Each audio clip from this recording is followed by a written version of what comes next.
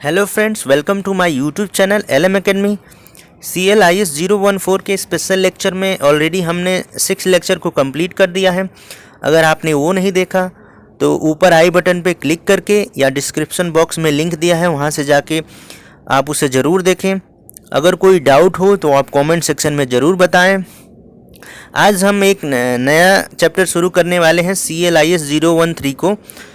आज के लेक्चर में हम information sources and their uses के top 20 plus multiple choice question को डिस्कस करेंगे। फ्रेंड्स, अगर आपने हमारा टेलीग्राम चैनल अभी तक ज्वाइन नहीं किया तो इसका लिंक डिस्क्रिप्शन बॉक्स में दिया है, वहां से जाके ज्वाइन कर लें, जिससे आप डेली का डेली PDF अवेल कर सकेंगे। अगर आपको वीडियो अच्छी लग रही है तो चैनल को ज़्यादा से ज़्यादा सपोर्ट करें, वीडियो को लाइक करें, चैनल को सब्सक्राइब करें और अपने दोस्तों को भी शेयर करें। तो चलिए शुरू करते हैं आज का लेक्चर।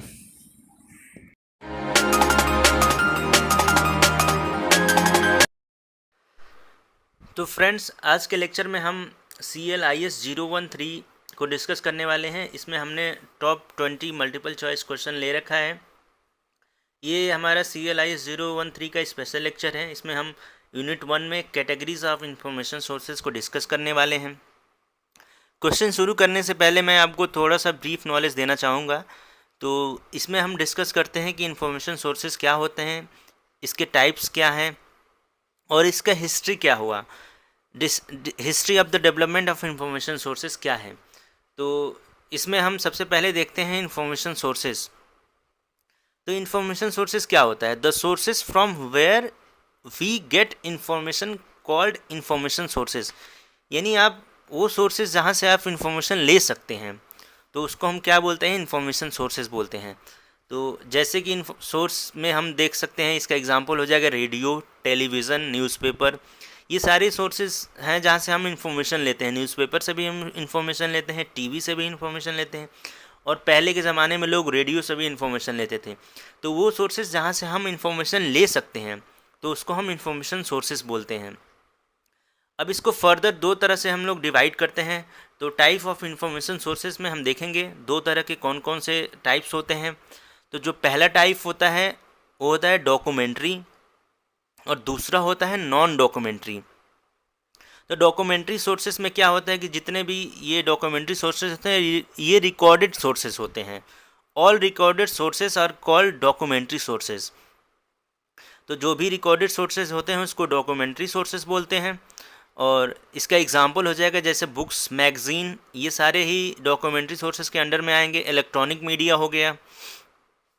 और इसका जो दूसरा टाइप है नॉन डॉक्यूमेंट्री सोर्सेज, तो ये जो नॉन डॉक्यूमेंट्री सोर्सेज होते हैं ये अनरिकॉर्डेड फॉर्म में होते हैं। और इसका एग्जांपल हो जाएगा मास मीडिया, इंटरनेट, ये सारे ही नॉन डॉक्यूमेंट्री सोर्सेज के अंदर आएंगे। इसके बाद हम इसमें डिस्कस करने वाले हैं history of development of information sources.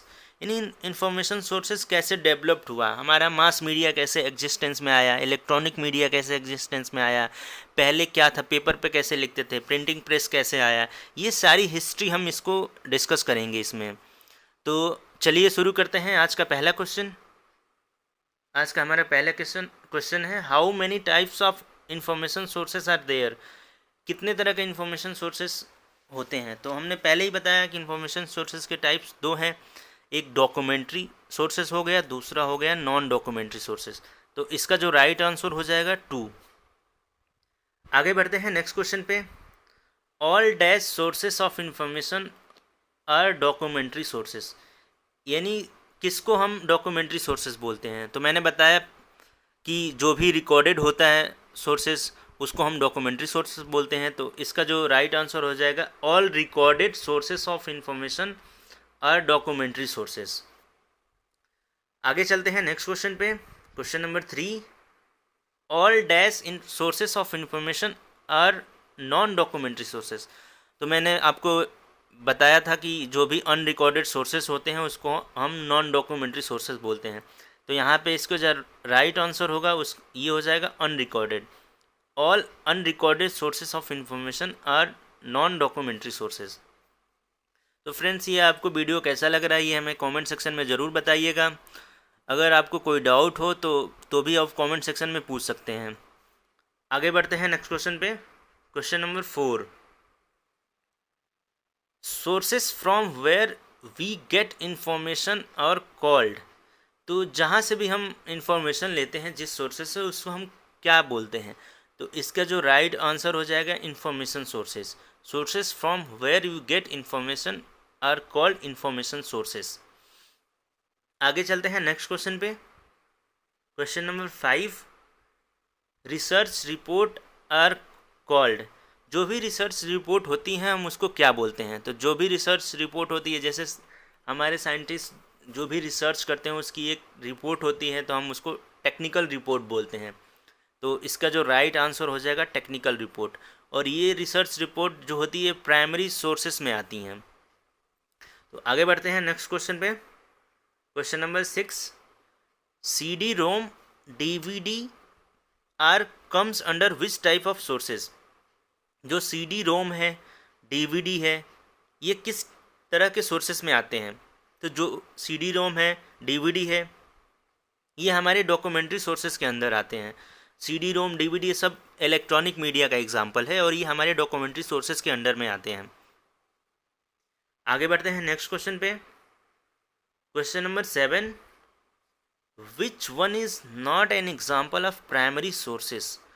इसमें से कौन सा प्राइमरी सोर्सेस का एग्जाम्पल नहीं है? तो इसके ऑप्शंस हो जाएंगे A newspaper, B technical report, C patent, D textbook. तो ये न्यूज़पेपर है, ये भी हमारा प्राइमरी सोर्सेज का एग्जाम्पल है। टेक्निकल रिपोर्ट भी हमारा प्राइमरी सोर्स का एग्जाम्पल है। पैटेंट भी हमारा प्राइमरी सोर्स का एग्जाम्पल है। तो इसका जो करेक्ट आंसर हो जाएगा D text book. Text book है जो हमारा प्राइमरी सोर्सेस में नहीं आता है। तो इसका करेक्ट आंसर हो जाएगा डी। आगे बढ़ते हैं नेक्स्ट क्वेश्चन पे। Question number 8, which one is example of electronic media. इसमें से कौन सा इलेक्ट्रॉनिक मीडिया का एग्जाम्पल है? टेक्स्ट बुक ए हो गया, B newspaper, C CD ROM, D none of this. तो टेक्स्ट बुक इलेक्ट्रॉनिक मीडिया का एग्जाम्पल नहीं है, न्यूज़पेपर भी नहीं है। तो इसका जो राइट आंसर हो जाएगा सी, CD रोम। CD रोम है इलेक्ट्रॉनिक मीडिया का एग्जाम्पल है, ये स्टोरेज डिवाइस होता है। आगे चलते हैं नेक्स्ट क्वेश्चन पे। Question number 9, what is the storage capacity of CD ROM. CD ROM की स्टोरेज कैपेसिटी क्या होती है? तो इसके ऑप्शन है A 700, B 900, C 1 GB, D none of this. तो इसका जो राइट आंसर हो जाएगा 700 MB। CD रोम की स्टोरेज कैपेसिटी नियरली 700 MB होती है। ये आप पिक्चर में देख सकते हैं, ये हमारा CD रोम है। बचपन में हम लोग इसका यूज़ करते थे, जो भी मूवी वगैरह देखने के लिए, कोई भी रिकॉर्डेड फॉर्म में अगर डेटा स्टोर करना होता था तो CD में हम लोग स्टोर करते थे। तो इसकी जो मैक्सिमम कैपेसिटी होती थी 700 MB होती थी। तो आगे बढ़ते हैं नेक्स्ट क्वेश्चन पे। Question number 10, the first printed book was. पहली प्रिंटेड बुक कौन सी थी? तो इसका जो करेक्ट आंसर हो जाएगा डायमंड सूत्रा। ये जो डायमंड सूत्रा है, एक चाइनीज़ ने इसे सबसे पहले प्रिंट किया था। तो फर्स्ट प्रिंटेड बुक कौन सी हो जाएगी? डायमंड सूत्रा। आगे चलते हैं नेक्स्ट क्वेश्चन पे। Question number 11, full form of laser. Laser का फुल फॉर्म क्या होता है? तो लेज़र का फुल फॉर्म हो जाएगा light amplification by simulated emission of radiation. तो लेज़र का फुल फॉर्म हो जाएगा light amplification by simulated emission of radiation. ये आप इसे नोट कर लीजिए। आगे चलते हैं नेक्स्ट क्वेश्चन पे। Philosophical transaction was published bye.